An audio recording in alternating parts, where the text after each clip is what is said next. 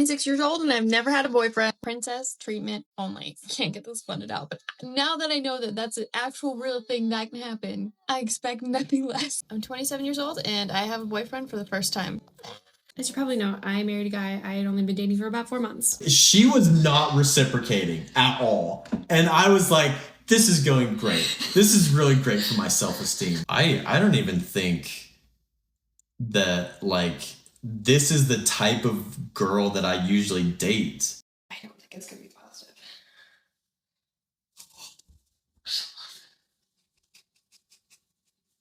I haven't been able to... I'm not gonna cry.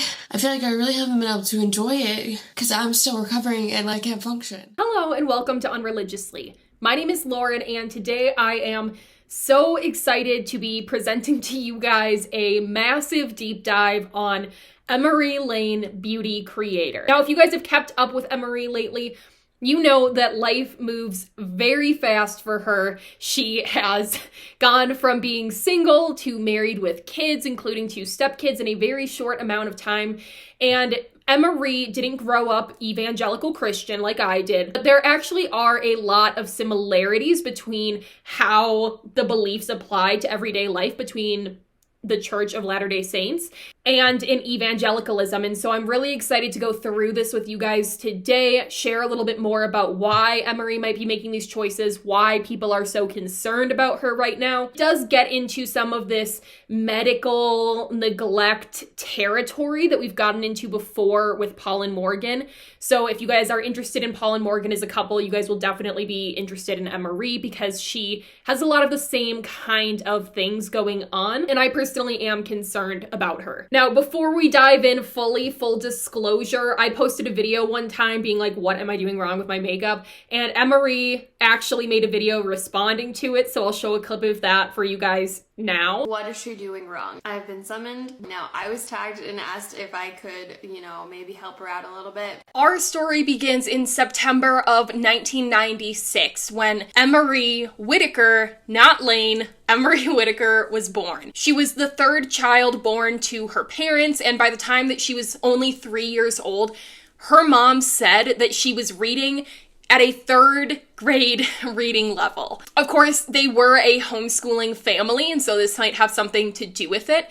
So I was homeschooled my whole life. I don't think I've shared that. If I have, it's been a long time. Loved that we could sleep in and that as long as we got our school done, didn't matter what time we started or stopped. I should say sleep in to a degree because we did some co-ops growing up pretty consistently. So on those days, like if it was early in the morning, we had to get up, but in general, we got to sleep in. One thing I probably would have changed would be doing more online school versus on paper, which I need to write stuff down, obviously. Like I need to learn how to write and stuff, like outside of like writing class, I would have loved to do more online stuff.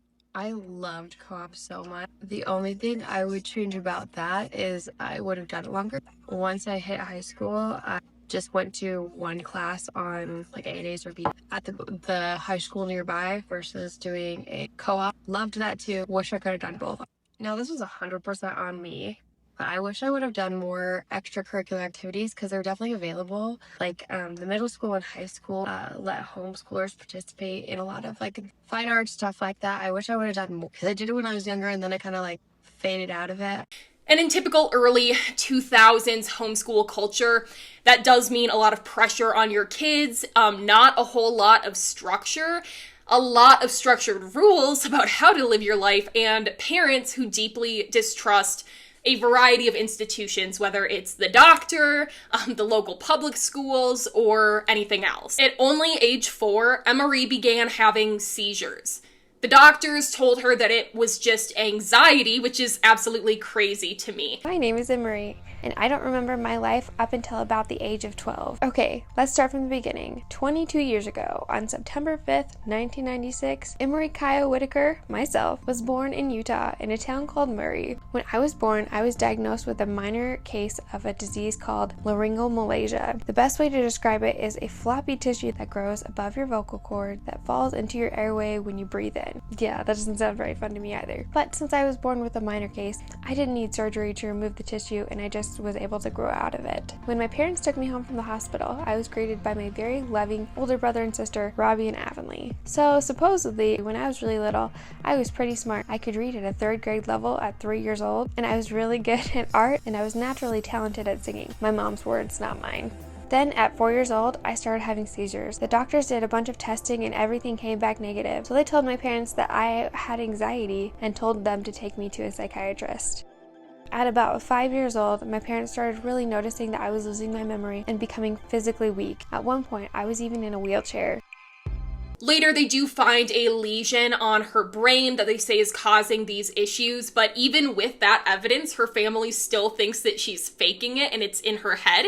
But eventually, when she's diagnosed with temporal lobe epilepsy, with forced normalization, they do believe her, and that's what she says was causing psychosis and memory loss, all of these different issues that she was experiencing from a very young age. And according to Emmarie, specialists told her parents that she might not even live past puberty, that the older she got, the worse these problems would get. My mom doesn't remember exactly how old I was when they found out I had a brain lesion. She remembered all the tests that they did for seizures that kept coming back negative. They said that my brain lesion was causing the memory problem and that all the other symptoms, like passing out, hallucinations, seizure-like symptoms, and physical weakness were all psychiatric. I just kept getting worse and doctors kept saying nothing was wrong. They tried to put me on anti-seizure medication to see if that would help any of my symptoms, but it only made things worse. So the doctors officially declared that I was faking it all. In Texas, they did all the tests they had done a million times on me in Utah, but this time all the tests came back positive. In Texas, I was officially diagnosed with temporal lobe epilepsy with a forced normalization. It basically means my brain only knew 2 states: having a seizure or being in a state of psychosis. The doctor said that they couldn't operate to remove the lesion that was causing the seizures because if they took it out, my brain would probably go into a permanent state of psychosis. And the medication that they wanted to put me on would only make it worse like it did before. They told my parents that the closer I got to puberty, the worse I was going to get because hormones make seizures a lot worse, and that I probably wouldn't live much longer after I hit puberty. After all the bad news, we headed back to Utah. And that's where her story starts to take a little bit of a weird turn, if you ask me. It takes a turn that mixes real illness, homeschooling isolation, and helicopter parenting. It's around this time that Emmarie's mom, Heidi, starts publicly framing Emmarie's health story as being divinely protected or orchestrated. Her family sees her survival as a miracle, which it might be, and homeschooling becomes not just education from them, but protection from the entire world. What happens when you raise a child completely inside of that homeschooling bubble? What happens when you raise a child in a bubble that's built on fear, miracles, and a really strong distrust of medicine and authority figures? While Emmarie's story is unfolding, something else is happening in Utah at that time. In 2003, there is the Jensen family in Utah. And yes, this is the same Jensen family that Emmarie will later marry into. Services once tried to force the parents of a boy named Parker Jensen to have him undergo chemotherapy for Ewing sarcoma.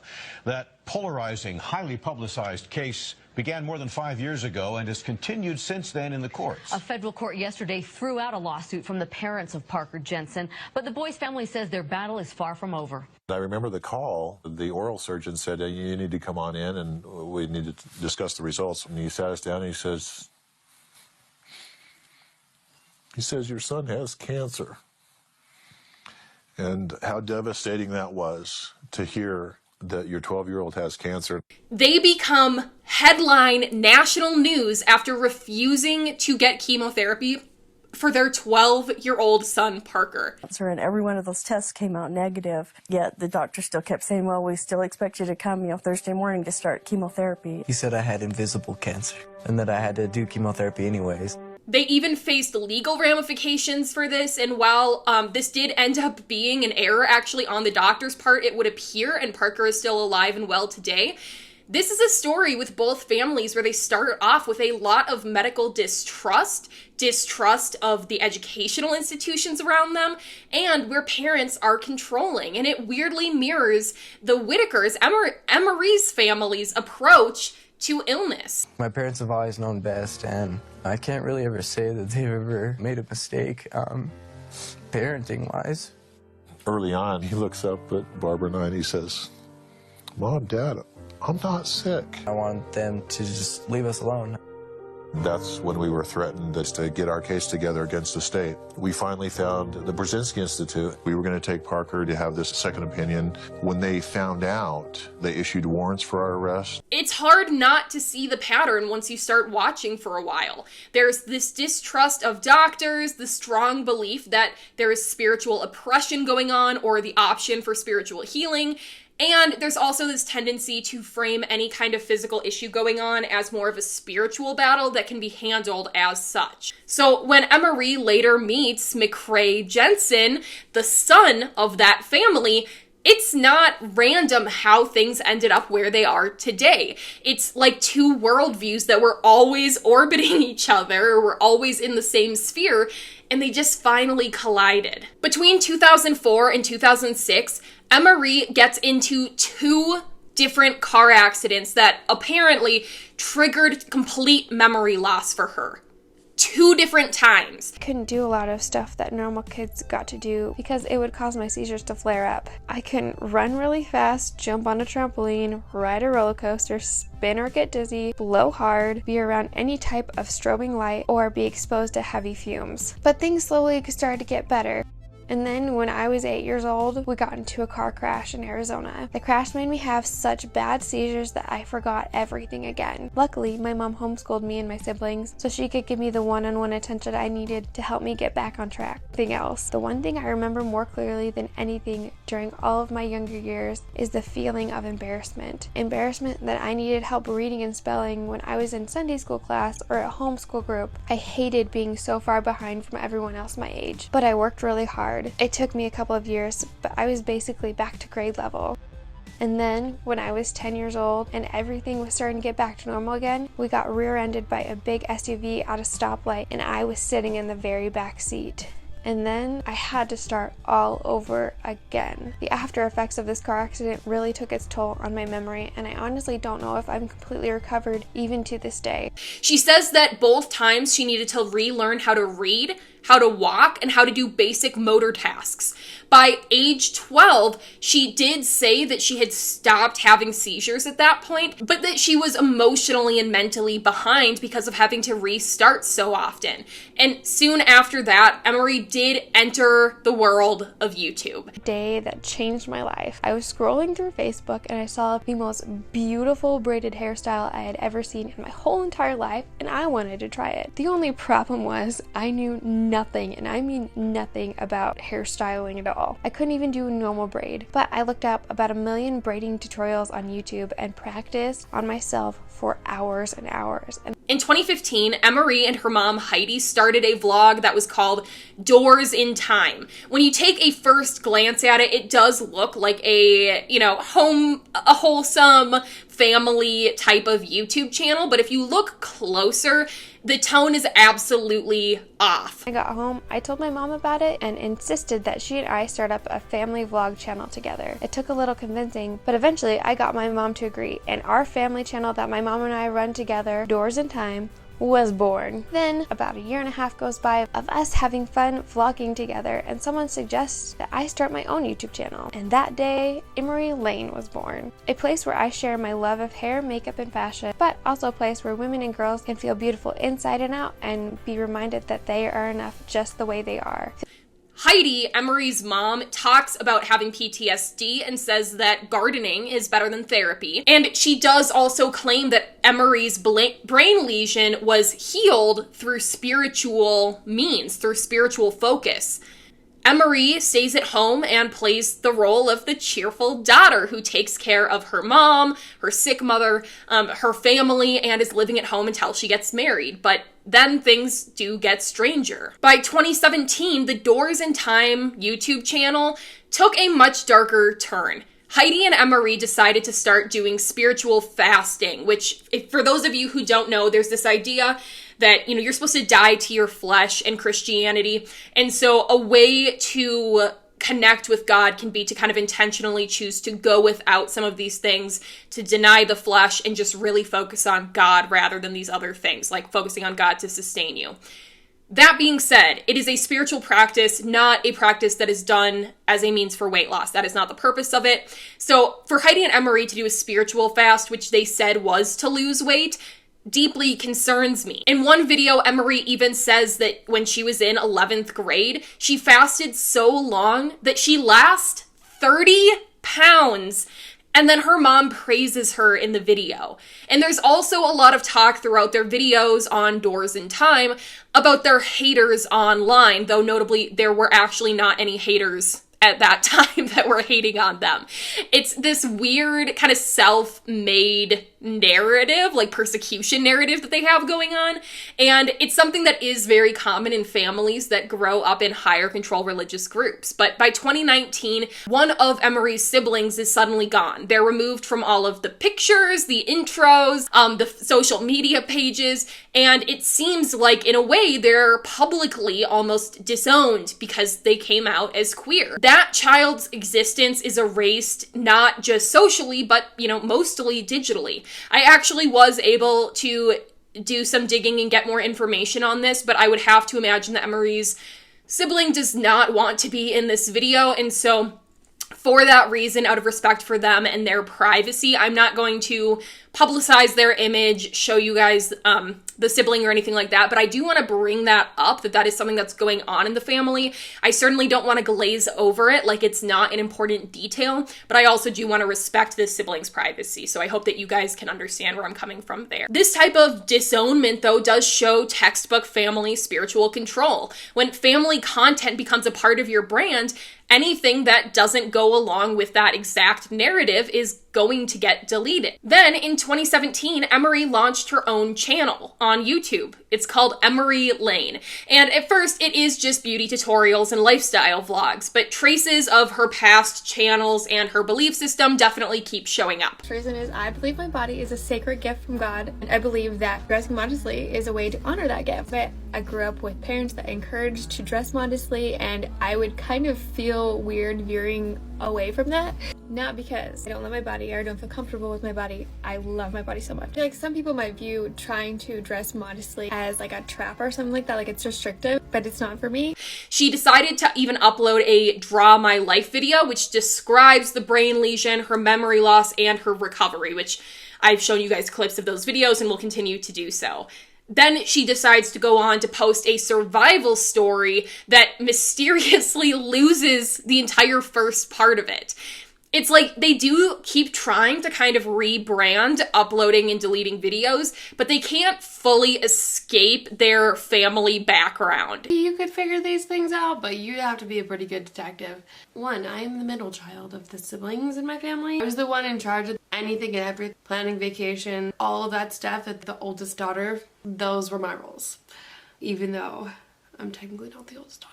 By 2020, the Doors in Time channel between Emmarie and her mom Heidi, it ends completely. It ends abruptly. And Heidi posts about spiritual healing, there being placebos of some kind, and she posts about getting cured through hypnosis. And the videos stop and the family stops appearing online. And Emmarie does start again, just now on TikTok. And that's where you've probably seen her from. That's where my introduction to Emmarie was. And that's where her story really starts to transform from a sheltered homeschooled kid, a homeschool survivor, if you will, to TikTok beauty influencer. In these earlier videos several years ago, Emmarie does share with her audience her dating journey. She opens up and tells people that she actually hasn't dated anyone before. She's gone on dates, but hasn't been in a relationship, and she's ready. She's ready to find a husband. She's ready to start a family.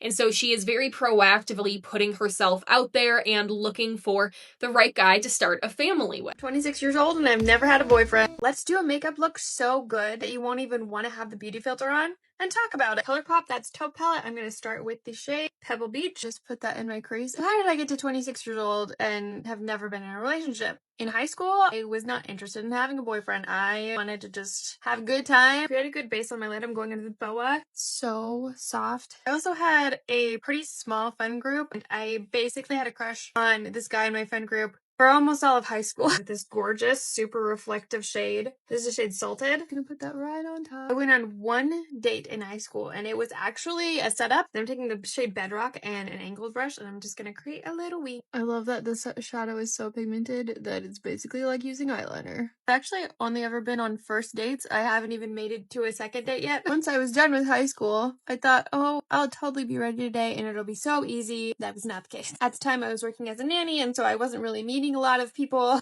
I just didn't really know how to put myself out there at that point. Next, I'm going to use the ColourPop Pretty Fresh Foundation. Keeps your skin so hydrated, but it still makes it look like your skin. It keeps it look super natural looking and is buildable. So between the ages of like 19 to 23-ish, I went out on one date where a guy actually asked me in person. I went on a lot of blind dates. Some of them were something else. Went on one dating app date when I was 23. It was probably like the best date I went on that wasn't a double date, because this is buildable. If there's any acne or anything showing through, I just take a little bit more and dab it on with my finger. That way I don't have to have the coverage all over my face. It's a lot better. Look how pretty that is. Forgot to mention I use the shade Fair 10N. I'm going to use the ColourPop Super Shock Highlighter in the shade Flexitarian. Give that overall filtered glow. I love this stuff because you can make it look a little bit more natural, or you can build it up and like literally melt into the skin. I did that one dating app date, and then I decided to take a little break. I was like, you know, if something happens, great. If not, I will survive. And then a little break turned into 3 years. Really going off my like dating. It wasn't even really a hiatus. It was just like, I'm not trying. I'm back on dating apps. I might have a date on Wednesday. I definitely do think that religion contributes here, because she keeps talking about how old she is to get married, but the reality is 27 really isn't old. Maybe I'm biased because I'm 29 and I'll be getting married at 29, and I just don't think it's that old, but I get that feeling because I did feel that way. I started to feel that way around age like 24 and 25 when all of my Christian friends had been married. Like most of my friends, I only have like 2 friends that are not married right now. So I get where she's coming from if you were raised in a culture where younger marriage is the norm. Get ready with me to try to find a boyfriend. Summer's right around the corner, so I want to do a light and natural summer look. I also want a boyfriend to do summer things with. In the journey that I'm trying to find a boyfriend, the plan is tonight to go to a rugby game. Sister and I thought the rugby game would be a perfect opportunity to maybe scope out some potential guys. The only problem is it might like pour tonight. Look how pretty that is. So backup plan is if we get rained out, I will take some cute pictures in my natural look. Now, honestly, I liked these earlier videos of Emmarie's. This is when I started watching her. And yes, I don't agree with all of her makeup tips. Not that I'm any kind of a makeup expert. If you guys saw the video that she critiqued me on, I really liked the tone of these videos. She looks healthy here. She looks like she's having a good time, and she's really pursuing her interests. As we continue to watch Emmarie's progression throughout time till modern day throughout this video, I really want to take a second here to urge you guys to pay attention in these early videos pre her meeting her current husband, what she looks like, how she's speaking, how clear is she speaking.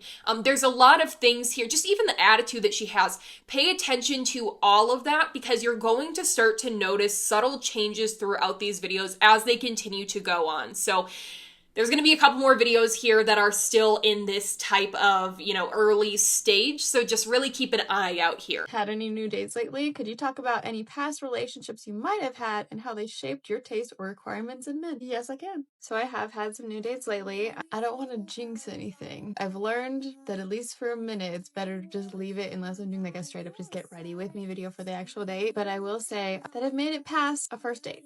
I don't believe that you need to have long drawn out conversations between like matching or meeting and then like the first date and even the first few dates. I actually kind of hate that idea because I feel like it creates this false sense of reality.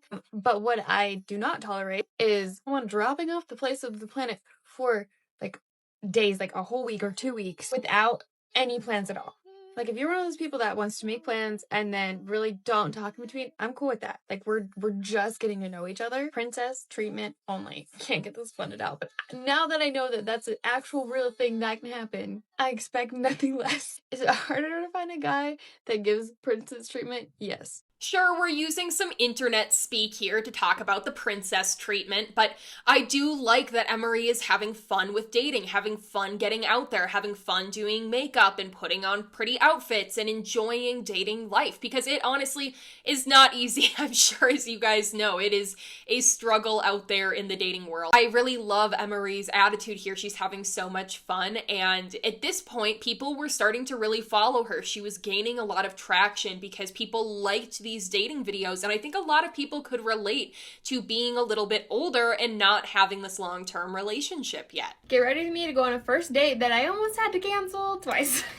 For hair, I think I want to keep it simple. I washed it today. It's a little tiny bit dry up front, so I'm just going to add some hair oil, put a hair tie in my bag because we're going to a trampoline park. I honestly didn't think I would have any luck with Hinge, like, at all. But that's where I met this guy for a beauty pencil, because it's also waterproof. We met actually over a week ago, but scheduling just didn't work out until today. I don't know if this Rimmel primer, because it is pretty waterproof. But the main reason I thought I was going to have to cancel today is because I woke up yesterday morning with pink eye starting to creep up into the inner corner of my eye, and I was like, what the heck? Thank goodness for Chlordiol, I don't know how to say that for sure, silver, and something else. It's like something acid, but it got rid of it. It's completely gone. From our text conversations we've had over the last week, he seems really sweet. I am one of those girls that if I'm not careful, I will like imagine up a whole person that is not actually the guy I've been talking to. So I try to stay as neutral and positive as possible. Not as nervous as the first date I went on last week. I'm going to ask you guys to put one more pin in this.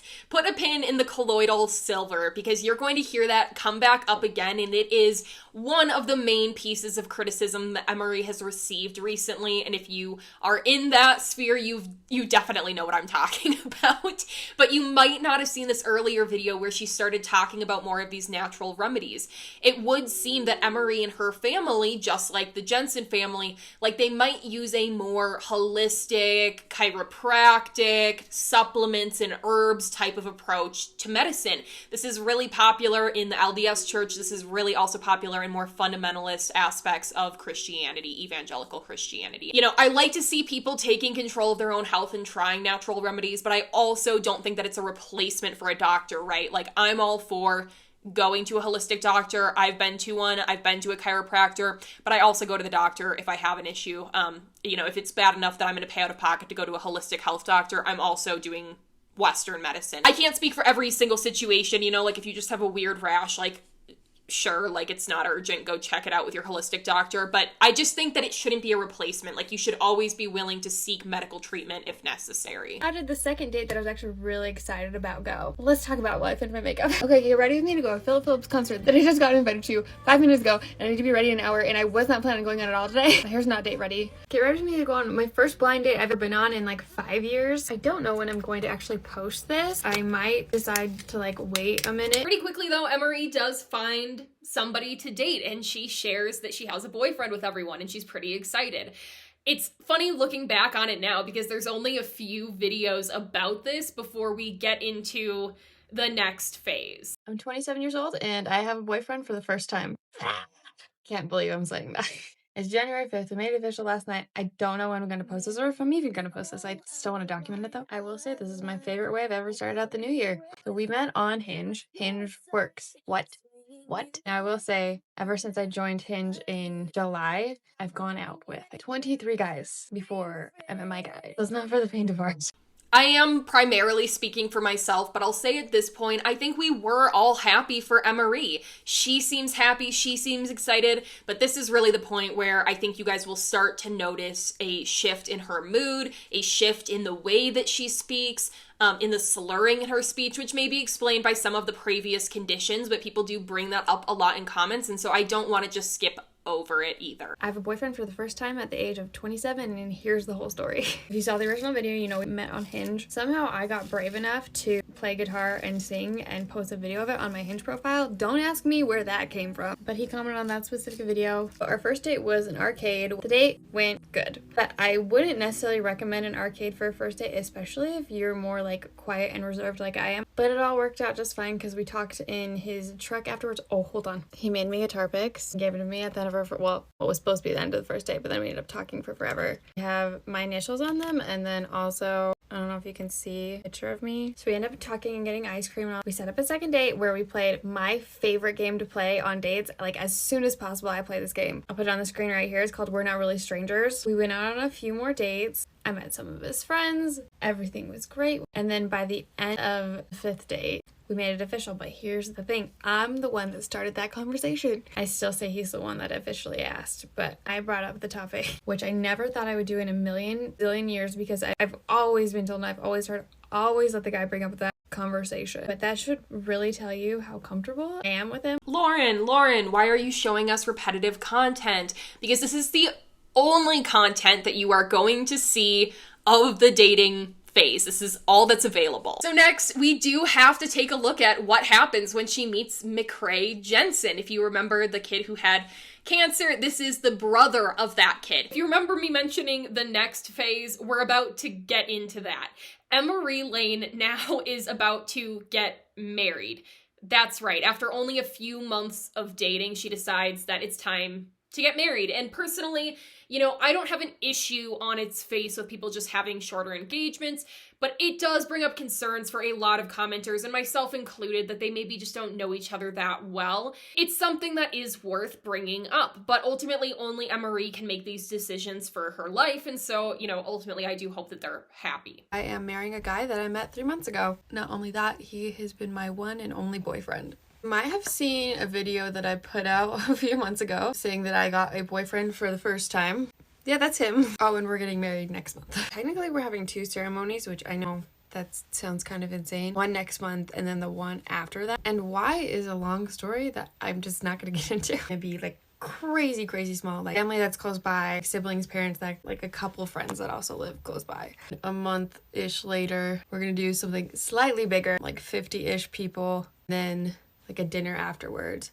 As of right now, I'm not doing like an official reception because that's not what I want. I decided before I met my guy that I really wasn't into the idea of like a huge wedding, amount of work, time, effort, money going into something that is incredible, but I decided that's not for me. And my guy's okay with that. As I'm getting ready, you might notice that no jewelry. I don't have a ring yet. I'm hoping that I'll be able to catch on enough that I can do a get ready with me to get engaged video. But we'll see. I might have to just start filming myself getting ready for a minute until I get engaged officially. Now, by the time you're seeing this, everything's already happened. All the engagement, the ceremonies, everything's done. I'm married. We're actually on our honeymoon. I'm pre-filming all of these, so I have content to post while I'm gone. I will have been filming in a new studio for a minute, so we'll see how that goes over, if I can just make that transition without anyone really thinking about it. I'm saying this, 1, so you're not really confused about timing, and 2, so you know that you can't talk me out of it. Because I've seen comments on videos with people that did something similar time-wise, and some people are so supportive and so sweet, and some people are like not as nice and not as supportive. It's too late. So, wow. Only 3 months, 4 months of knowing each other before getting married. I want to take a pause in the timeline here before I show you guys more videos about their wedding, which I will do. And I want to talk about McCrae. Who did she actually marry? McCrae is somebody that is 4 years older than Emmarie, and he was previously married. I'm going to show you some of this publicly available footage. This has been shared extremely broadly. I feel a little bit weird. This is like why I didn't include the sibling in it, because it seems like they've made some degree of effort to just keep life private. This is super public. It's been out there. It's linked all over the Reddit page, which helped me immensely with this video. So thank you guys to the Emmarie page for all of the research that you guys have done. But I am going to show you guys a little clip of that so you can see how he's talking. I had just got back from my senior trip in June, and I had the thought that I need to start looking for my man. And I was like, okay, I'm 18. This is insane, but I'll listen. Wasn't really impressed with anyone I knew, so I got mutual. I had a date with his roommate, but he was there and managed to keep my attention the whole date, and we ended up having a pretty good time. And 4 days later, we had a date. Our proposal went a little different than most. My best friend got engaged at the same time, and I told her that we were going to go set up for their engagement, when in reality she was setting up for her own engagement. And we were standing in a circle of roses, and all of a sudden my best friends came out with a banner that said, "Katie, will you marry me?" And I got down on one knee, and she said yes. My top 3 things about McCray is he does not back down when I pose an argument. We will sit and debate it for over an hour if it needs to. I love his sense of humor, even though it drives me nuts in inappropriate times, but I love it. And I love how patient he is with me. Because we've been through a lot together in the time that we've known each other, and he's stuck by my side the whole time. She is very fun. She is the funnest person in the room. Just not even in comparison. She is very much into the same things that I am. She's very into guns and hunting and fishing and all that good stuff. I hope and dream that we can be successful in life, and not necessarily career-wise, but that we can raise a good family and continue to have a good relationship. But he marries this woman and he has 2 children. The timeline is strange. Emmarie never talks about this, but it seems like Emmarie and him had been on like 4 dates before his divorce was even finalized. He had 2 children with this other woman, and he married Emmarie like almost immediately after his divorce was finalized. Emmarie already calls herself mom, or her husband will get the kids' names engraved in a ring, almost like they're like the replacement mom. And I'm not saying that that's necessarily truly how they feel, but that is the criticism that they're receiving online, that it's strange. It does make a lot of us worry too. Of course, a lot of people get divorced for a lot of valid reasons, and sometimes it just doesn't work out. Getting a divorce doesn't mean that it's a red flag, inherently. But it does concern people that he also married someone that he was a few years older. They got married extremely quickly. They had children right away, and things just moved very quickly. It feels like it could be following this same trajectory. And so while I hate to dig too much into McCray's past, and I'm not going to show you there's a lot of information about this out there, so I really have kept it to their wedding video, which is publicly available for you guys as well. It doesn't take much looking. I'm not going to put anything else out there because I don't want to dig too much. I don't want to invade the stepchildren's privacy. But I think it is worth talking about here that he does have this history, whereas Emmarie has never even had a boyfriend before. It is a little bit concerning, and I think that it is certainly something that's at least worth looking. It's a yellow flag, right? It's just something to be cautious of. And again, you guys, if you've gotten a divorce, I don't think that it's necessarily a red flag. I would question, his previous wife was, also a young Mormon woman, the mother of 2 children, and so it just feels like, for her to leave, that is a huge decision, way more so than for the secular community. That is a huge social choice, and to get married in the temple, which they did, you have to get unsealed in the temple when you get a divorce, and then he got resealed to Emmarie shortly thereafter. There's a lot that goes into this, and it's a lot deeper than, I don't want to say it's a lot deeper, but there's a lot of other things to think about here in their worldview that makes this feel like a yellow flag to people. All right, enough about their wedding. Let's get back into Emmarie and McCray's wedding and let them share their own story. And I've got a little update. It is May 21st, and I've officially been married for well over a month. How freaking cool is it that I can just say I married my first boyfriend? I've seen the video that I filmed before I got married. I wanted to go give a little update with this stitch, just now that I'm officially married and I've been married for, more than a day. Life is literally the best ever. I know it's only been a month and a half. Every day is literally heaven. It's the best.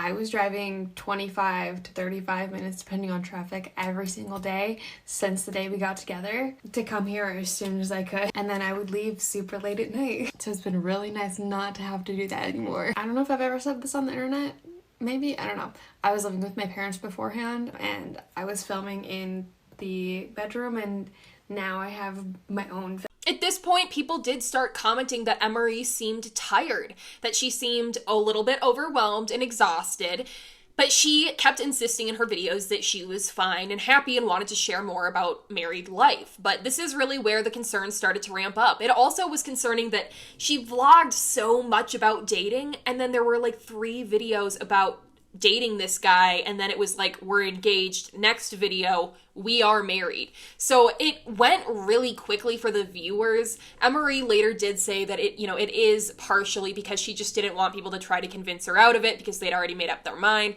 And that's fair. You don't have to share everything about your life online. I'm not sharing my engagement timeline with you guys, or there's not really, I mean, like I would, but I haven't because it just is like, why would I? People don't have to share everything about their lives online, right? And so I do respect that, but as someone that watched her, as someone that kind of, it's a little parasocial, but I think, again, it's like with Morgan and Paul, it's not like I'm in their shit, but it is like, I'm starting to get a little bit worried because this is yellow flaggy. I did make a video myself on spiritual abuse where I switched the word God to the name Greg and point out some abusive dynamics. Like if this was with a person, you would call it abuse, but because it's with God, we're calling it love, and I think that that's something worth talking about. But to really drive that point home, I spend the first half of the video presenting to you guys like I'm sharing with you about my new love, Greg. Like I'm talking to you guys about Greg and all the sacrifices I'm making for Greg, and how I'm, putting all of myself into this relationship and trying not to disappoint him. Many of you guys commented saying, yellow flag, red flag, girl, like run, this is like love bombing, this is concerning. Is that parasocial? I don't think so. I think it's concern. And so this is the same way that I feel about Emmarie. I'm like, oh girl, it's like, this, it's just like, I just worry. Like, we just worry. These are all the controversial things about my wedding. Number one is the fact that I had only known my husband now for a few months when we got married. But you already knew that one. I didn't have any bridesmaids. My husband didn't have any groomsmen. No maid of honor. And I have 0 regrets about that. I could have had a small bridal party because I had a pretty small wedding, so I didn't want anything huge. But I chose not to, and I really love that decision. We had 2 ceremonies a month and a half apart. And it wasn't like one was just me and him and like a witness or whatever. Again, both ceremonies were small, but both had small groups of people. Almost everything I wore, including my dress, was from Amazon. I don't know if this one's controversial, as in it's just not quite as common. Oop. Why you don't talk and do lipstick. Is I did my own hair and makeup. We didn't do a reception for either ceremony. One of them was in the morning, and so we had really delicious gourmet donuts. They weren't donuts from like Walmart. As more details emerged, people did start to get concerned that this was more of a second budget wedding to him, whereas this was the best day of Emmarie's life, the biggest day of her life, and something that she deserved to celebrate. I have mixed feelings on this point, and you guys can let me know how you feel. I think that if Emmarie would have in her heart of hearts wanted a larger wedding, then yeah, this isn't right. That being said, with me and my fiance, my absolute nightmare is having like a legitimate wedding with, 200 people there. I don't want to do it. I've never wanted to do it, to the point that I bring it up or brought it up previously on first dates. It's just something that I don't want. I do want to wear a dress. I want to have a photographer there. I think like vows are great, but I don't really want like a massive audience. I don't want to spend a ton of money. I really want it to be completely stress-free from the planning to the event. I don't want there to be a long, drawn-out, complicated plan. I can understand if Emmarie and this guy, they're going, listen, I already have 2 stepkids. Emmarie doesn't care. She just wants to put on the dress and makeup and get pictures, which is what I want. Emmarie just wants to put on the dress and makeup and get married in the temple. So we're just going to do that. We're going to do it quickly. We're going to do it cheaply because neither of us care, and we'd rather spend that money on, McRae is fully financially supporting Emmarie, other than what she makes off of social media. And then he's also, I'm assuming, paying child support for his kids, or that they have them some it seems like a little bit less than 50% of the time they have the kids. I can see why they would want to save money. Honestly, like for those of you that are, you know, you haven't gotten married or looked into it in 10, 20 years, or you haven't ever looked into it, you reasonably, and keep in mind, I'm in Colorado, but within a 100-mile radius of Denver, you really cannot have like, you know, an 80 to 100 person wedding with a meal, with, you know, not even like a videographer, just like baseline shit. You really can't do it for under like $20,000. You could maybe like if you really skimp and do a micro wedding, you could probably get it to like $5,000, $8,000. But the reality is like, I don't want to spend $8,000 on 20 people. I'm sorry, I don't. So I understand where they might be coming from. I think it could be a yellow flag. You guys let me know what you think about this point. But what's interesting to me is how carefully curated all of it is, especially the videos between her and McRae. There's barely a trace anymore of the old family vlog, her mom, or the years that she spent navigating her own illness or caring for her mother's illness. She doesn't talk at all, almost, about her religious background or trauma. Once all of the wedding talk subsided, then Emmarie starts to share more about life with a husband. And he doesn't make himself look the absolute best. I am going to show you guys a few clips here now of her husband actually talking to her. His name is McRae, by the way. So McRae talking to Emmarie and, you know, doing voiceovers for makeup tutorials. And I'm just going to show you these clips because I want you guys to get an understanding of the concern that people have about him and about the relationship early on. Hey, this is my husband. He's going to be telling his version of our first date story. We meet at the nickel cake. It was awful. I spent way too much money relative to the nickel cake because they give you these little nickel Visa cards. Yeah, they don't use coins anymore. Yeah, they don't use coins anymore. So, you know, I get up there and she goes, how much do you want to put on the card? And I was like, just put like $30. I don't know if you know how many nickels are in $30. But it was a ridiculous amount. We gotta play a lot of games. We were there for what, like an hour and a half or something? Yeah. In the date. Like, I just have a problem with the pace of the dates. And especially where this was such a bad area. It was a really bad environment. Yeah, because it was super loud. Yeah. There were freaking kids everywhere. And who takes their kid to the Nickelcade at 10 p.m.? 5 and 10-year-olds here. How are you here so late? Yeah, that didn't make sense. But regardless of school night or weeknight or weekend, it's good heavens, put your kids to bed. Anyway, so we went there. It was too loud. We couldn't really have like a conversation and stuff. And we were just walking around, two strangers just playing the same game. I was like, she's just going to be done. She's just going to forget about me. Like, I've got to kind of up the pace of the date. I need to hold her hand. And again, it sounds so elementary, I guess. Yeah, okay. So I reached down and I grabbed her hand and I was like, hey, can I hold your hand? She's like, sure. And it was like holding, she was not reciprocating at all. And I was like, this is going great. This is really great for my self-esteem. It was like holding a wet noodle that didn't like me back. And so we went through this whole date. And we spent all of our tickets on a fanny pack that looked like the ramen noodles. I still have it. Yeah. We get out to the truck, in my truck, and I was like, where did you park? And you were like, over there.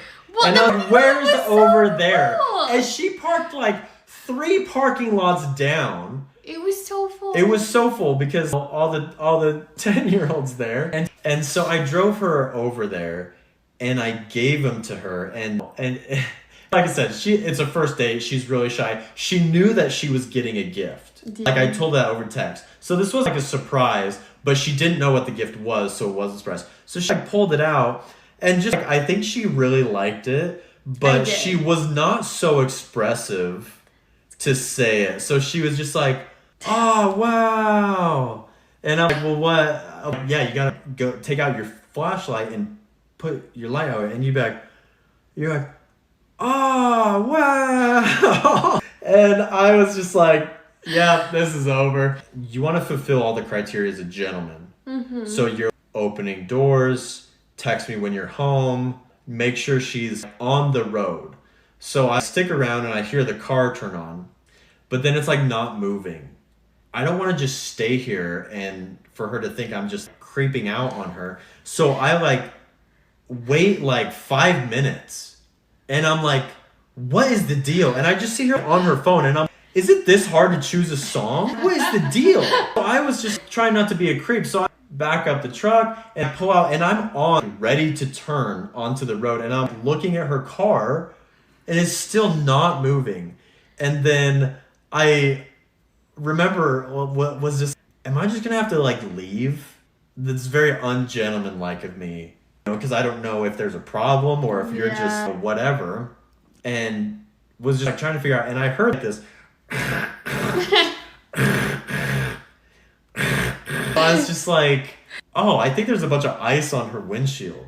So I went and actually flipped around and got out of my car and pulled out my credit card and just started ripping ice off the front and just tore up the whole windshield and was just see you later, and then got back in my car and then you put it in reverse and I was, oh my, thank goodness. You already made me come back. I finally left and went home and I was just mixed reviews, to say the least. You forgot one part though. What? You forgot that we tentatively set up a second date. I don't remember that part. The thing I said was true. Absolutely. I went home so confused. So confused. And just the whole day was terrible. The gift was mid. And then we kind of set up. No, I said what I said. Wow. Okay, sir. The gift was great. Listen, you're hypersensitive when you're in those type of situations, okay? I'm being judged. I feel self-conscious, okay? The gift was great. I loved the gift. That was the first date. So I just went home like, weird. There was no chemistry over text. I only added, this probably isn't gonna work out because she's busy all the time and with whatever. Like, we both hate texting, and now our first date was just back and forth. So it's just like, what are you gonna do? I seriously remember going home and just being like, I don't even think that like this is the type of girl that I usually date. This is not like the type of women I usually go for. And so, like I said, that's just another coin in the jar of like, yeah, this isn't gonna work. Like I can't handle these type of women. Or the whole contingency of me dating was I'm gonna be how I want to be. Yeah. And that, I mean, I just have a stronger personality. There are so many things about this video that just really agitate me. He has to frame everything in such a negative light and put everything down. You know that Emmarie's hope is that they can share a cute first date story where they're reminiscing, especially now that they're a married couple, even though the date was only like 5 months ago. But they're gonna reminisce on it, and she wants to have this cute story, and instead he's like, you didn't react to my gift the way I wanted. I think that I overspent on the date by spending $30. It just kind of goes on and on and on with all of this negativity, even saying things like, you know, this isn't the type of person that he would have dated. She hurt his self-esteem. And listen, you guys, I know that there are guys that are just dry humor. They're the like, I'm the asshole blunt type. And like, some of those guys really do have a good heart. Some of them are actually just assholes, but some of them really do have a good heart. And so there is a world in which McCrae is one of those guys where, you know, maybe he is really taking great care of Emmarie and buying her flowers every single week and, you know, supportive of her, and maybe they do have a great life. That is totally possible. But it is concerning to the viewers with how negative he is, because even as someone that's not super, super sensitive in a relationship, that retelling of a story, I mean, I wouldn't walk away feeling good about it, would you guys? And if you listen closely to how Emmarie talks about married life, it's not just about love. It's about healing. It's about serving each other. And there's this narrative almost of salvation through partnership. Like getting married is kind of your way of rewriting negative past history. It's not uncommon for people who are raised in high control or purity culture environments to see marriage as kind of a new start where they can do things their own way. Especially if you've been taught that being chosen is kind of this ultimate spiritual reward. But it's also pretty complicated because now she's not just a beauty creator. She's also part of a new Mormon influencer couple. She's also a wife. Hi everybody, welcome back. I'm Emmarie Lane First, we're gonna want to tie that hair back. Okay, we're gonna get our bottle. We're gonna throw all that all over our faces. This is our brand glue, and oh my goodness, does this work so well. Look at those spikes on those eyes. I can shish kebab on my eyebrows. That's how pointy this glue makes it. I'm bringing out the Aztec coins. Oh, it's more makeup. Okay. These will help cover up the bags under my eyes from my husband staying awake so long. Ladies, if you have gamer boyfriends, this works so well. Okay. We have a discount code GAMER69 for all you ladies that are up till 3 a.m. with your gamer boyfriends. Hey, you're going to want to go to your dad's filing cabinet and grab his tape. Make sure to take some of the stick off, because if not, you're going to pull those eyelashes right off. Trust me, it's happened to me like 5 times. It's so annoying. Girls with unsymmetrical eyebrows are cringe. Next, we're going to grab our silver gem makeup. And this is going to go under the eyes. This is going to help the other 2 coats do their job with this 3rd coat. Next, this is liquid foundation. You're just gonna evenly spread it. Liquid foundation dry brush makes no sense, but that's because I'm a boy. Don't get this in your boyfriend's mouth. No more kissing on the cheek. Then you're gonna wanna put your finger spa pad on and just get a 4th coat up under those eyes. Grab your 47th brush and dip it in your 5th makeup palette and just put that over the cheeks. Look at those contours just pop. Wow, look at that. This is another example of a video featuring McRae Jensen that got a lot of backlash. People were concerned. They're like, we get that he's trying to be goofy funny, but it actually feels like mocking. It actually feels like nagging. It actually feels rude. It feels unkind. It feels like he's trying to put her down. And for those of us who have been in emotionally abusive relationships before, you know that the small, subtle put downs where they're joking, so you're not really allowed to say anything about it, or, I guess I'll just not say anything ever again then.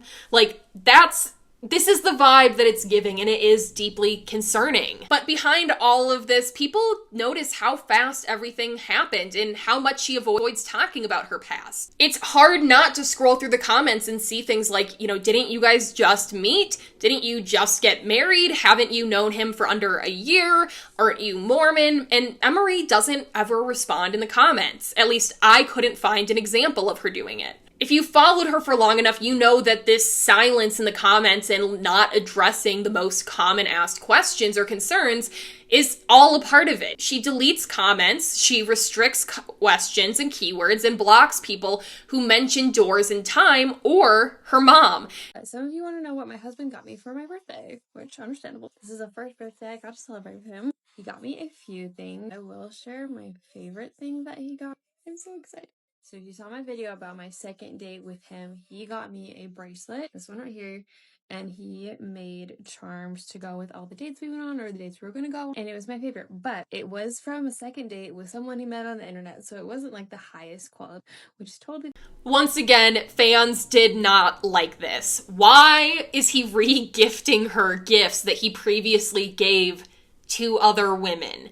I personally wouldn't like that. Maybe that makes me ungrateful. Maybe that makes me rude. I would prefer to just not get something, honestly. Like, I would rather have somebody put some thought into it and get something for me because they think that they like it. I don't want them to just give me something to give me something and like check the box. And Emmarie seems to like it, so I'm happy for her, but this did cause a lot of commotion because people feel like she deserves better. I don't want to come down too hard on anyone. He's a side character on her channel, and we only see small clips of him, and obviously if Emmarie is including those clips, she thinks that he's being funny or joking or something along those lines, I would imagine. So I don't want to judge him too harshly. I do know men that engage in this really dry kind of...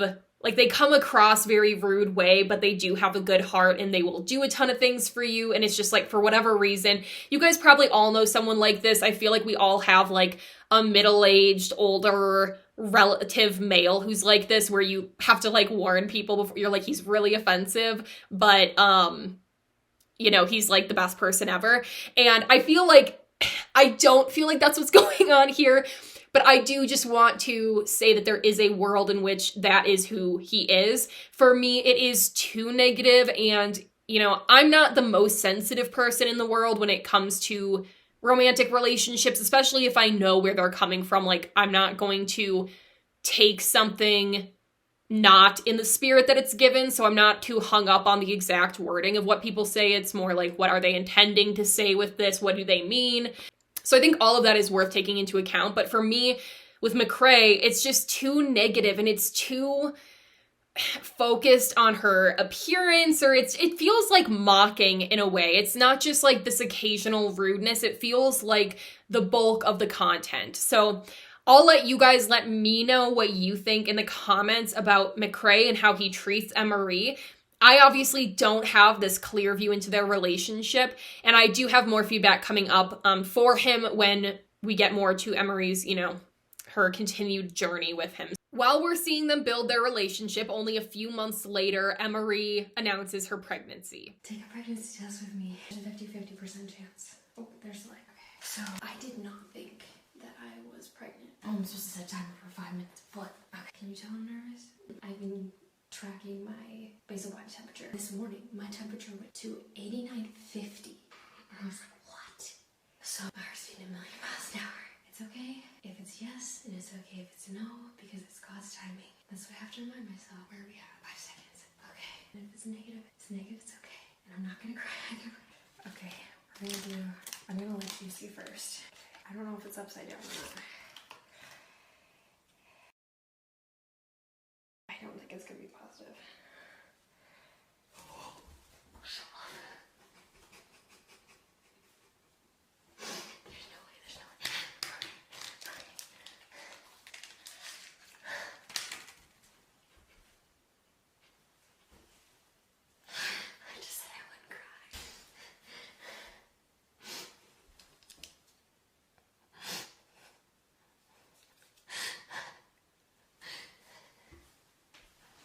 Emmarie is happy, and so I am happy for her. But once again, this did cause concern, even for myself, just because of the timeline.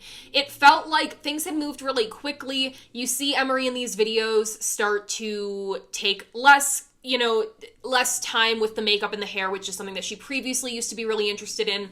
And people are just starting to get really concerned about her, especially with how she's treated some, like, her skin conditions. She frequently asks for advice for the skin condition that she has, but she will ask for advice a lot, and people will say, you need to go to a dermatologist. This is like a dermatologist issue. She will not go. And so it concerns people, like, where are things going to go with this pregnancy if you guys kind of have this view on even baseline medical stuff now pre-pregnancy. And so the comments, were supportive at this time, but I will say that a lot of people were kind of like clearly holding back reservation. Surprised my husband, and I've been planning this out since we decided to start trying. So I've had the supplies for months. So one thing you might not know about my husband is he really is into matching stuff. For our third date when we went bowling, he brought us matching shirts to play in, and like he loves Courtney. And one thing we wanted to make sure is that the kids felt really included. So I kind of combined all those ideas.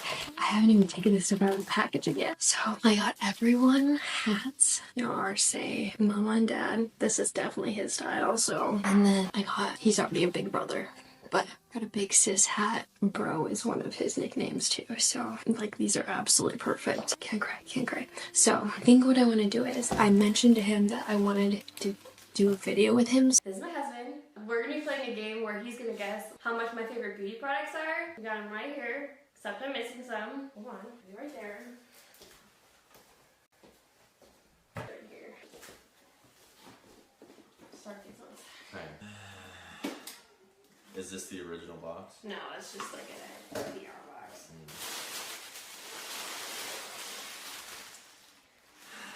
Man, I saw this coming. I'm not even kidding. I was literally like, this looks like a present. And then I was like, what are the odds? And that's right when I pulled it out. Baby, I love you so much. I love you. Can you believe it? I can. I'm a really good shot. So Emmarie surprises her husband, her family, her sisters, And everybody is very happy for them, which is incredible, and I'm happy for them too. People did have a degree of, concern about the husband's reaction. I felt like it was a little bit lackluster, although this is his third child, but it just feels like Emmarie deserves that moment of like, oh shit, we're gonna be parents together. That moment of excitement together. And it feels like he almost questions her about the timeline. Did you lie to me yesterday? And I could be reading too much into it, definitely, but she starts to really over-explain herself there. And that to me is a little bit of a warning sign. Go back and watch it again and see what you think if you need to. But to me, her kind of starting to over-explain is very reminiscent for me of negative relationships that I've been in. And so I just hope that she is receiving that support and is able to be excited with McCrae. But really quickly, I do want to show you guys a video that someone else made on Emmarie during this early stage of her pregnancy so you can see what the general feedback kind of was at this time. You know that beauty influencer that's like 4 seconds pregnant and she's made it her whole personality. She first went viral because she didn't have a boyfriend or had never had a boyfriend. And then she was married like a few months later. You know who I'm talking about? Emmarie or something like that. Every time her videos pop up, I can't help but watch them. And, I think I don't know how many weeks along she is, but she's in her first trimester, but she's been posting since like 2 weeks or whatever, like as soon as she got pregnant, about gender reveals and lightning crotch and like all these things that were just kind of like a little much. Listen, I'm super happy for Emmarie. There's nothing wrong with planning your family, starting to have a family soon. It is concerning for viewers though, because they are worried about, how new the relationship is, the fact that Emmarie doesn't have a lot of engagement on social media. And so people are concerned that like she probably wouldn't be able to afford rent on her own. I obviously don't know that for a fact, but like even with what I'm getting more views on YouTube, you know what I mean? And it's like, I know how much I'm making off of YouTube and I certainly couldn't support a family off of it. So people are concerned that she might be getting stalked, that he's baby trapping her, especially because they're both Mormon and previously he had been married and had 2 kids, which, he's still involved in their lives. He already had this one relationship, and so people are concerned that this could be a repeat situation here. But Emmarie's really excited, and so I'm excited for her. Oh, I can't talk about this with my pregnancy hormones. You see this? So I announced that me and my husband are pregnant, and we've gotten a few questions, comments, and concerns about the announcement, so I thought I would address those. First, I want to say thank you to everyone that has been so nice, so supportive. I was worried I would get a lot more backlash than I did, because that's what happened with my last big announcement. Why did we announce so early? You could lose the baby. Heaven forbid that. Please knock on wood. Like, why would you announce it that early? Well, one, we're really excited. If you couldn't tell by any of the videos, if you didn't piece it together, this is not an accident, baby. This was not, I mean, obviously it was a surprise that it happened when it did, but the idea of the baby, not a surprise. Right here, right? Final guess. Okay, raise your hand if it's a girl. It's a girl. Raise your hand if it's a boy. All right. Do not go off when you do that. Just Are both the balloons filled with the same color? Yeah. We'll see. We'll see. Okay, ready? 3, 2, 1. Just kidding, I'm not gonna make you wait any longer.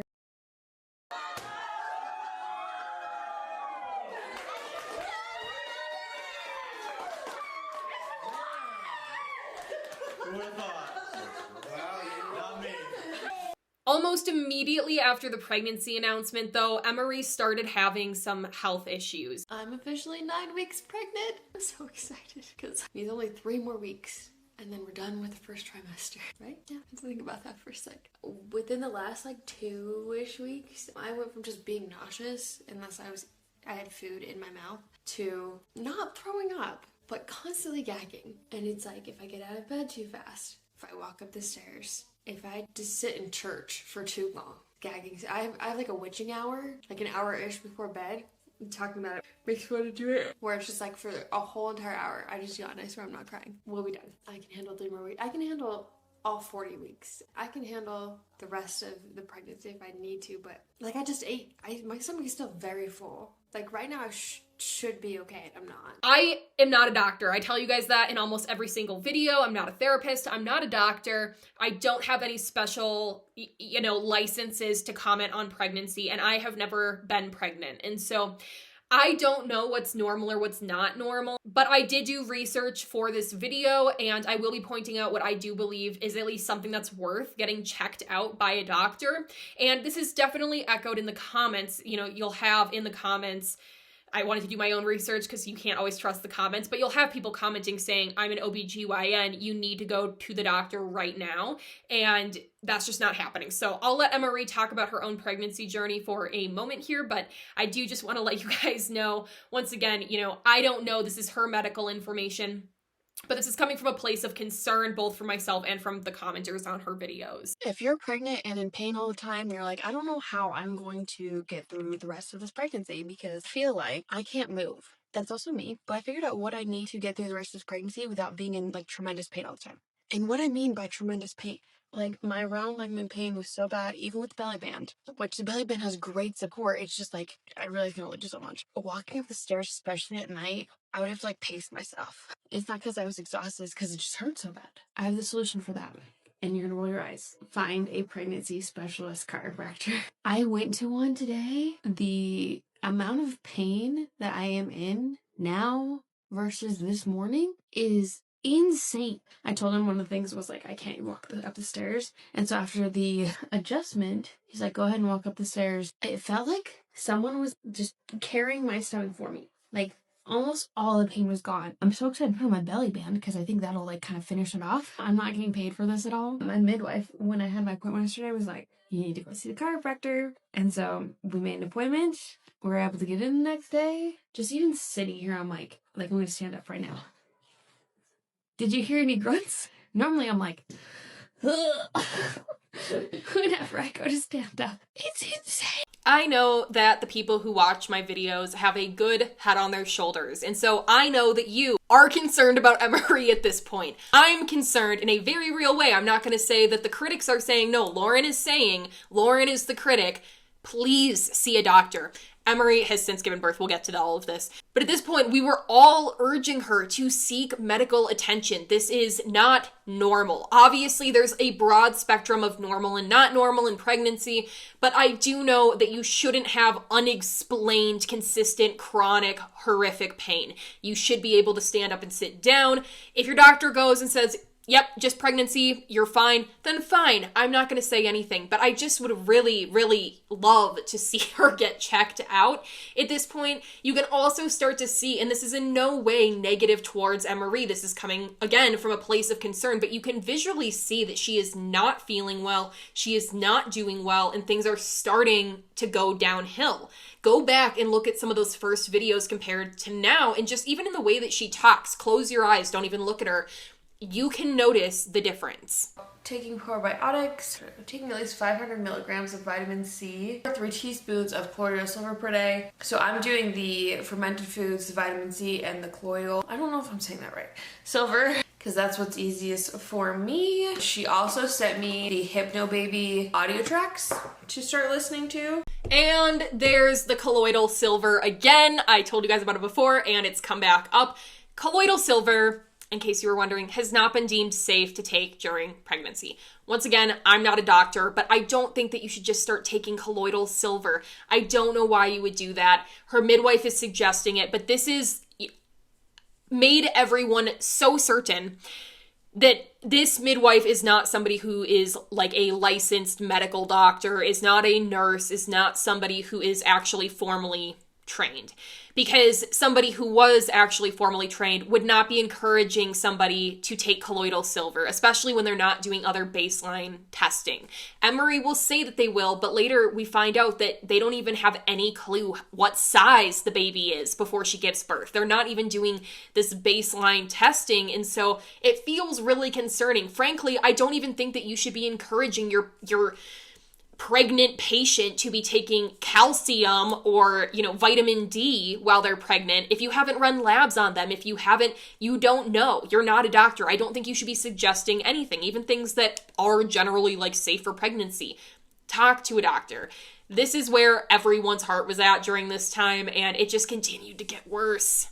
I am 41 weeks today, and I did not think those words would be coming out of my mouth. Did I think it would be possible that I'd go to like 40 weeks in 4 days or maybe even 5? Yeah, but that would be like pushing the limit. But 41 weeks? Come on, dude. You got this. So I talked with my midwife today, and after talking with her, no one be mad at me, okay? We decided it'd be a good idea to do castor oil. I know that I said I didn't want to get induced, and it's technically not an induction, but some people consider it to be just as inducing of labor as Pitocin. A whole week past the due date. Obviously, we don't know for sure, but by timing, he should be good to be done baking. If this doesn't work, we'll talk about some other options at my next appointment, unless obviously something else comes up between now and the next appointment. I have had contractions for the last 2 days. Now, is that technically prodromal labor still? I would say yeah, because I didn't go into full-blown labor, but it was so close each time, like I swear. Like, they were like 5 to 7 minutes apart,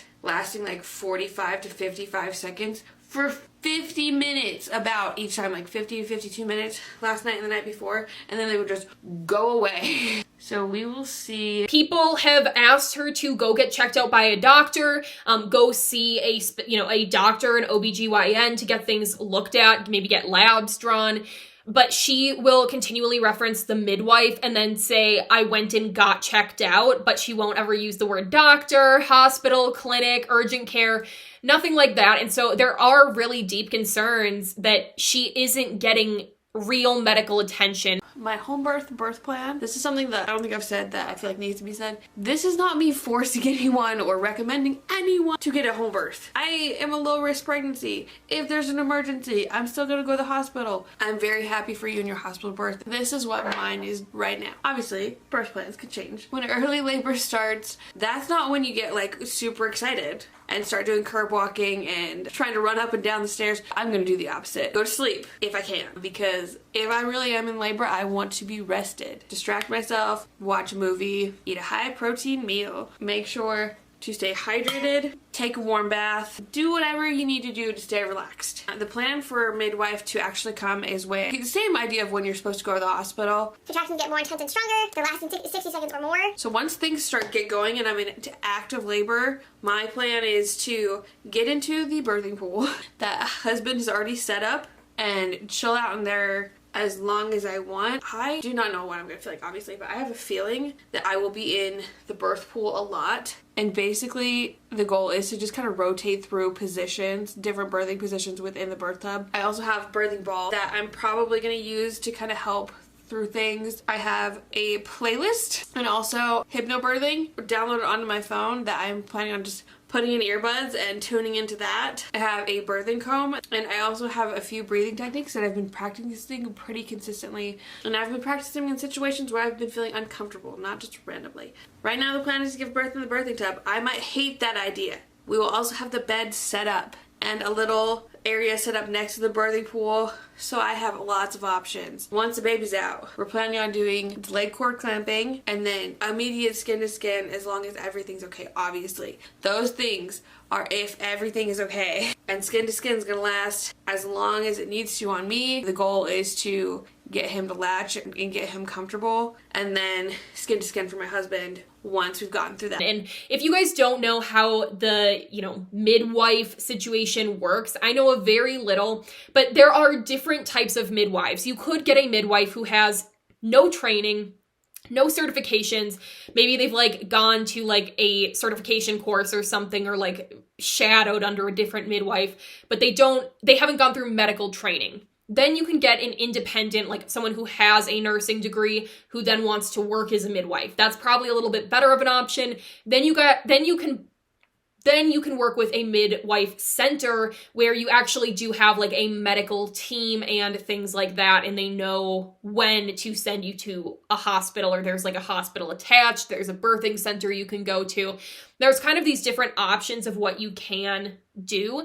And I'm not hating on home births, but I do think that if you are going to do a home birth, there are ways that are negligent and just unsafe to do it, and there are ways that are going to, make it the experience the safe experience that you're hoping that it will be.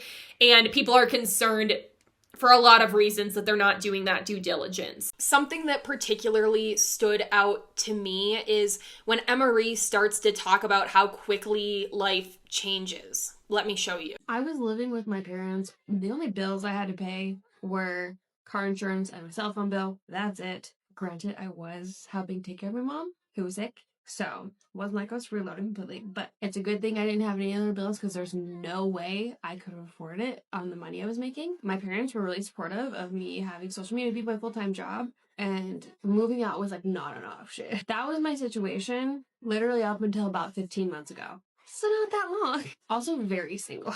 Now I'm married. I live in an awesome house with my husband. I'm pregnant. I have a baby that's coming out in August. I'm also not saying we're rich by any means, but we manifest. Of course we're rich. We're already rich. The fact that I went from not being able to sustain myself to being able to provide completely for a family. Insane. I mean, she's not wrong. Her life has changed very quickly, and it has to be overwhelming for anybody to have that many changes at once.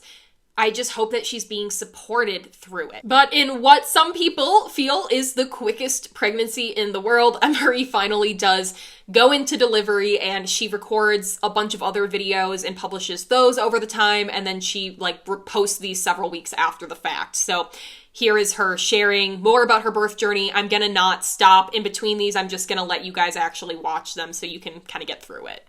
Get ready with me to have a baby. I am 99.9% sure I'm in labor. I did end up taking castor oil at 2:25. It is now 6:49, and the contractions started picking up a lot more than they were the last 2 days. There's not quite a pattern to them. They're a lot more intense than they have been. Like, I just had one maybe 3 minutes ago that kind of stopped me in my tracks, which has not happened yet. We also had red liquid show. I don't know if I can say that word on here. If you know, you know. Let me tell you, castor oil works as a laxative. If anyone ever questions you on that, or if you ever need one, it works. We're gonna do layers of setting spray because we need this to be waterproof. I'm gonna keep things pretty simple. I'm not going crazy. Ooh, contraction. Okay, got through the peak of that. So when Emmarie finally gives birth, her baby is 10 pounds, over 10 pounds, okay? Unmedicated home birth. So as you know, baby boy is here. It's time to talk about my labor and delivery story. About 2 days before he was born, I guess technically 3, I started feeling some pretty consistent contractions. The first day I started feeling them. I didn't really time them, but I knew they were more consistent and they weren't Braxton Hicks, but they were pretty mild. The second day until the end of the day when they started to get a little more intense, I started timing them, but then the contractions just stopped. I was like, dang it. Same thing happened the next day. I got a lot more intense contractions though, and I went and got adjusted, and I got a really intense contraction right after I got finished with my adjustment. Started timing them kind of throughout the day. In the evening they started picking up a little more, but then they dropped off again. When I hit 42 weeks, I talked to my midwife and I was like, it's time for castor oil, and she's like, I think it's time for castor oil if you're up for it. I took it in the afternoon. By 6:30, I was like, okay, this is the real deal. Husband got things as ready as he could. By, I would say 8 o'clock, I was like, I can't do work anymore. I need to just distract myself. So at that point, I just turned on a show until about 9 o'clock. And then things started picking up a little bit more. And I was like, I need to get in the bathtub because the birthing pool had a hole in it. So I didn't get to get into the birthing pool until after my midwife got here. So I just chilled out in the bathtub. Husband chilled out in the bathroom next to me on the floor. And I feel like I was mentally handling the contractions really, really well. Was like laughing through the contractions? No. But I was able to relax pretty well during the contractions and then relax even a little bit more in between contractions. After about 15 minutes in the bathtub, I told my husband, hey, it's time to call the midwife. I'd been giving her updates about how things were going, so she was nearby. It didn't take her and her team very long to get to the house. They got there, set up the birthing pool. At that point, I was leaning over the bed, and husband was applying counter pressure. Things were getting a little bit more intense. Got in the birthing pool. Birthing pool felt so good, and I chilled out in there for a while, labored in there for a while, and I will say I was mentally as prepared as I think I could be for early labor and active labor, but the delivery process, I was not prepared for. That was 10 times harder than I thought it would be. And that was partially because of me and not being prepared enough, but that's also partially because of baby boy. So I was in the birthing pool. I wish I could share the picture of my husband being so supportive, but like I am not dressed, so we're not gonna show it on here. He did such a good job though. When it came time to push, the contractions were a lot more intense. Like I feel like they went from like pretty intense to crazy intense so fast. And I remember saying quite a few times, oh no, another one is coming. Being a contraction. I felt like I pushed for forever, and I am a very quiet, reserved person. I was not a quiet person during the pushing process. I screamed so loud. I like partially lost my voice the next day from how much I screamed and how loud I screamed. The midwives had to remind me quite a few times to do the low yells, like the deep throat yells versus the high-pitched screams as things progressed. One of the midwives was like, hey, do you want me to check you to see where he's at? And that was literally the first time I was checked in this whole pregnancy. I was like, yes, please. So between contractions, she checked, she's like, he's like 2 knuckles away from crowning. And I was like, hallelujah. That kind of gave me a little bit of motivation to be like, okay, you can do this. And I pushed, I don't know how many times, I felt like a million more times. I felt like there's no progress. One of the midwives just kept saying, you know, oh, just like one more push and you should be able to feel his head. He should start crowning soon. And I felt like they told me that 20 times. It felt like nothing was happening. It was very discouraging, and I said probably about 3 or 4 times at that point, I said like, I can't do this. Probably about 10 times. Anytime a new contraction came on, I was like, I can't do, like, we just gotta be done. Obviously that's not an option, but that was where my mind was at. After what felt like another 20 pushes, I reached down and was like, wait, I think I can feel something, but I couldn't tell if it was his head or something else. He finally started crowning what felt like forever, but his head felt so round. I was like, did he cone at all? And it felt so big. It felt huge. And I'm like, am I gaslighting myself? I know this is the first time I've been birthing a baby, but this head feels really big. And what felt like another million pushes of me just being able to feel his head, but feel like nothing was happening, the head came out. And that was the best feeling ever. And they were like, hey, now is this time for the rest of him. And the rest of him felt like a piece of cake compared to his head. Like, I think I just did like 1 or maybe 2 more rounds of pushing with a contraction and he was out. And then they put him on me and I'm like, doing great, dang it. And I was like, oh, he's not little. He is not little. I'm like, he has to be 8 pounds. If he's just 7 pounds. She's a rock star. She's a champion. She is incredible. I don't want to minimize how hard that must have been. I am really concerned though they had no idea the general weight of the baby prior to it being born, because I would think that, it being her first birth, you don't know what kind of complications you'll run into or how your body's going to react to labor.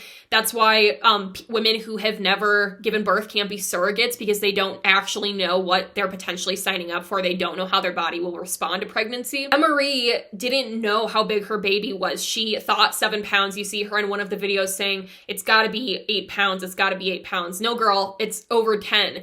And it just concerns me once again, and it is a point to me towards them not receiving proper medical attention, like true medical attention.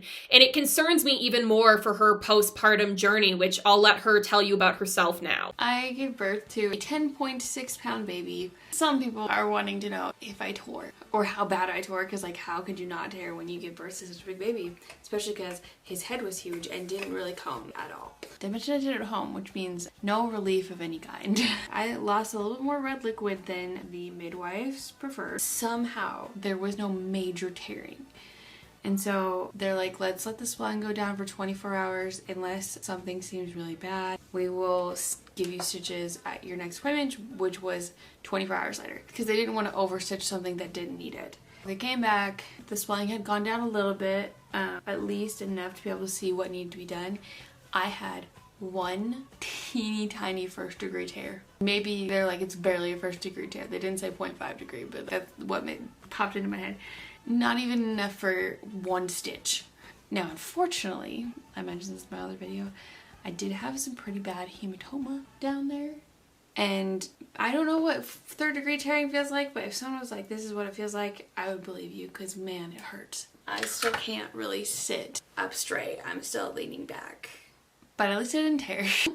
Come to my first self-care night with me after having a baby. It has been 2 weeks. And I've done nothing for my skin, and I actually feel horrible about it. And you can tell I've done nothing. We're gonna use some micellar water. I shouldn't say nothing. I washed my face. That's it. We're gonna use some micellar water. We're gonna go in with some milky toner. I have been on bed rest, prescribed by my midwife, since technically today I didn't have to be on bed rest according to her last schedule, but she hasn't seen me since. I have a midwife appointment tomorrow. She might say that I need to continue bed rest, but that's not happening. Today we feel your girl got some pretty bad down there hematoma and literally could not walk without assistance for a whole week. I just barely got to the point, I can't get this open. Maybe we're not using this. I just barely got to the point where I can stand up and sit down by myself. If I am sitting in a chair, I sit like this. Got a little beat up, and well, I promise I will talk about this in the vlog. I also got a little beat up in the canal.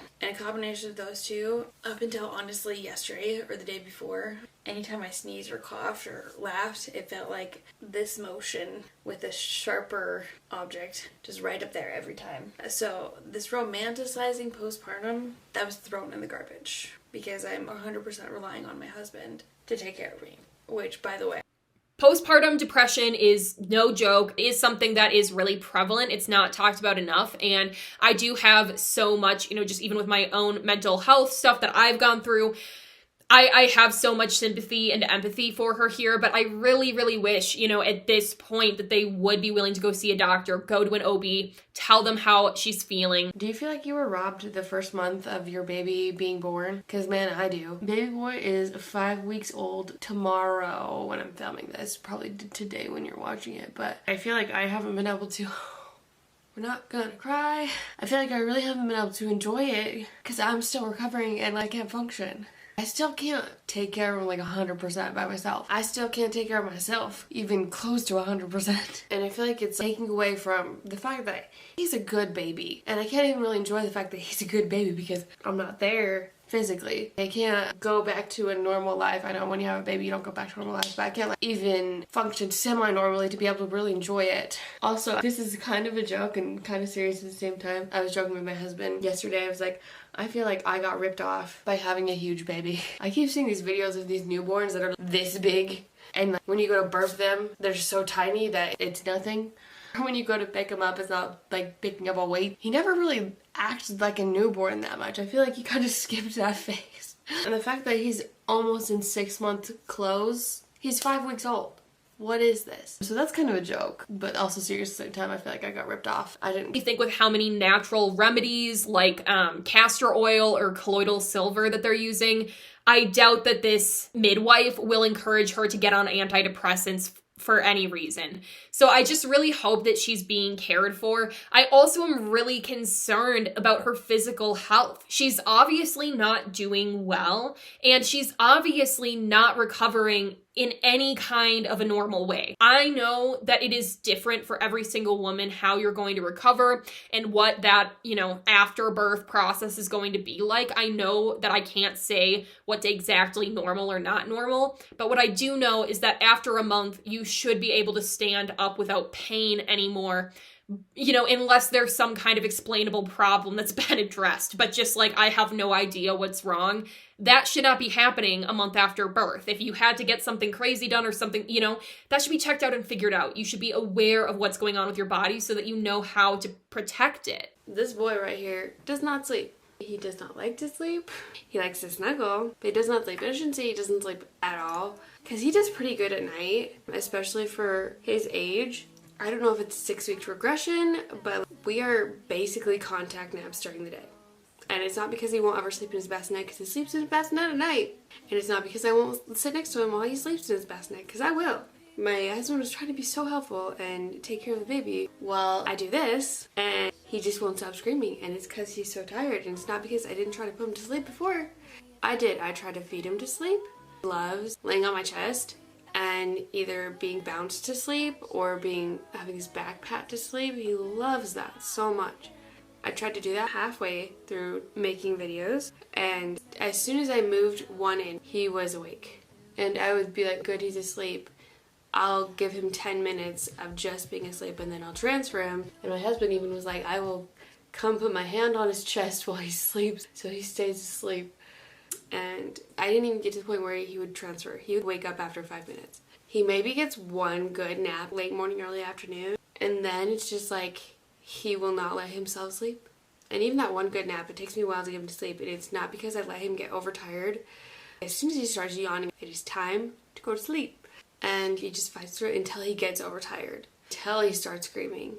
And then sometimes I can get him to go to sleep. Just now, he was screaming pretty loud. A lot of us are worried about her mental health, her physical health, her just health in general, and then therefore the health of the baby, because if she isn't able to care for herself, then how can she really care for this baby? She is saying that her husband is being super supportive and caring, but to me, supportive and caring would mean dragging your wife to the doctor at that point and saying, you need help. We need help. You need to get on some kind of medication. This is, it could be a simple fix, but I think when you wait a long time to seek medical attention, things can get complicated so quickly. And the honest reality is, yes, in America, it's hard to get access to stuff, and that could be, a factor here for sure. And at the risk of, I know this is a privileged take to have, but I still wish, even if the cost is like a really big factor, I still wish they would just bite the bullet and go in. I know it's privileged, but I don't think that it's worth her potential life.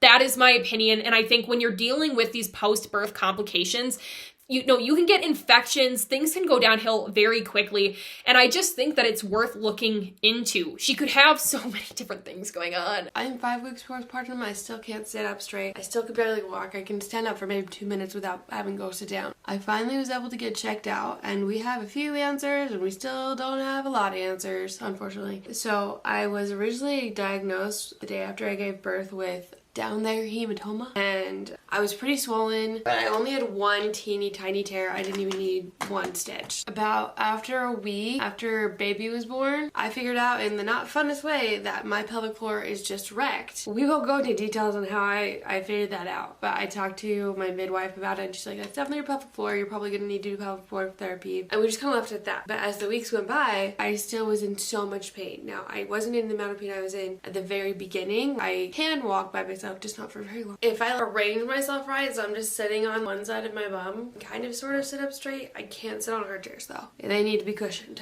Stuff like that. And so I got checked out yesterday, and the hematoma, which I thought was the cause of the pain, is about 85% better. I don't need to get it drained. It's healing. It's just taking a little bit longer, but it's gonna be fine. I explained how my pain was still feeling. Like when I stand up especially, it just feels so heavy. It feels like weights are just pulling everything down. And then I got checked out, and I was told that that's all pelvic floor pain. Definitely need to do pelvic floor therapy and possibly surgery. So I'm gonna get assessed there next week. I have to wait until 6 weeks. Emmarie, if you ever watch this, please know this is in love, and I just really would love to see you go to an actual doctor. And that's not bashing midwives, because I can totally respect you wanting to use a midwife or do a home birth. I don't have inherently an issue with the concept, but I want you to be safe. I want you to be healthy, and I want you to be able to love your baby for a lifetime. And I'm scared that you're not going to be able to do that if you don't take care of some of these urgent health issues that you're experiencing right now. I want to show you guys some of the comments that keep coming up when we talk about Emmarie. This commenter says, is she not going to take her baby to see a doctor either? Because that is a good point. What are they going to do for the kid? And with McCrae's background of feeling like, medical organizations might try to steal your children from you, this could be a truly valid concern. Then they also are dying to know who the midwife is. I don't blame people. I also would love to know who the midwife is. I think the reason that Emmarie is not sharing this information is not because she wants it to be private. I think she probably actually would love to give this person more local business. But what I think the problem is that this person doesn't actually have any legitimate licensing or qualifications to be you know, performing this service. And so she knows that people will find that and doesn't want them to go look it up. Then she's something else. She's using ChatGPT to induce labor. Yeah, it's frustrating. Using the castor oil, that is so dangerous. Don't do that to induce labor, you guys. That is not a good idea at all. So there's just a lot of things that it's like, I get that you want to do these home remedies, but do your research if you're going to do them, man. Like, there is research and data about this stuff out there, and there are holistic remedies that do work, but some of them are going to hurt you even more, and you just have to be so careful. Then, of course, there are people that don't like how she handles the stepchildren situation. A lot of moms who have gotten divorces feel like they would be very upset if their ex-husband put their new wife's name with their children's names on a ring to have them wear. It's like they share those children when they don't. I don't know. I know that it's really nuanced. I obviously have never been in a children type of situation. I know it can be so complicated, but that is certainly feedback that she gets a lot. As you guys can see, this has been kind of a wild journey. Emmarie has gone from being single and never dating, living in her parents' house, homeschooled, to now being the mother of 2 stepkids and her own infant and being married. It's a really big change, and I wish her the absolute best. I think it's, the nice thing about making a video on Emmarie is that I genuinely do like her, and I think she comes across as very likable. She's getting a lot of mean comments lately, but it's not because people don't like Emmarie. It's the same thing that Paul and Morgan are experiencing on their videos right now, where people are starting to be mean because they're saying, I'm literally awake at night because I think that you need help. Please go to a doctor. Like, your audience is concerned.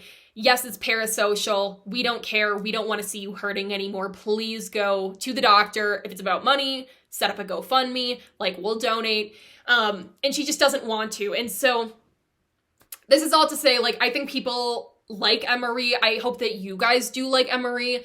But if you do like Emmarie, the logical next step is that you are very concerned for her. You're very concerned with how quickly things have moved and where she's at right now. I know that, after giving birth, it can be really hard. And I do know that in certain religious groups, particularly seemingly the brand that she is, that these really quick engagements, younger marriages are so common. And so I don't want to say inherently that it's wrong or that it's bad, because that just might be kind of her local culture.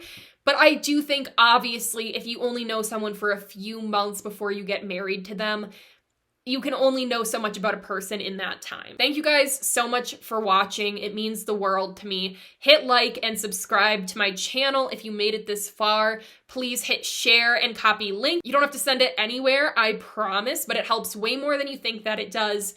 And I would love to hear your feedback in the comments. If you guys don't know what to say, but you still want to support my channel and boost engagement, you can always comment a dove or a white bird down in the comments below, because that's my logo, and I will probably respond to you with a white heart. Thank you guys so much for watching once again, and I will see you in the next one.